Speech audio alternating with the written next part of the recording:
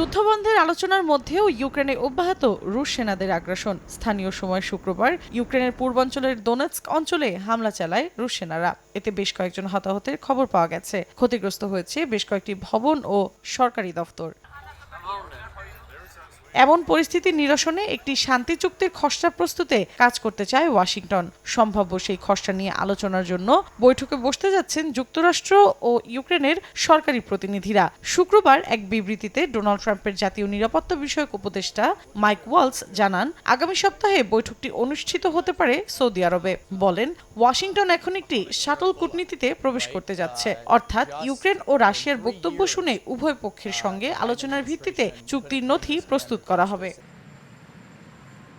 শান্তি চুক্তির আলোচনার মধ্যেই রাশিয়ার ব্যাংকিং খাতে নিষেধাজ্ঞা আরোপের হুঁশিয়ারি দিলেন ট্রাম্প। যদিও এর ব্যাখ্যায় ট্রাম্প বলেছেন, ইউক্রেনের সঙ্গে শান্তি চুক্তি করার জন্যই রাশিয়ার ওপর এমন চাপ প্রয়োগের পরিকল্পনা তার। পাশাপাশি এটি উল্লেখ করেন, যুদ্ধ বন্ধ করতে হলে ইউক্রেনের তুলনায় রাশিয়ার সঙ্গে আলোচনাকেই বেশি ফলপ্রসূ হিসেবে দেখছেন তিনি।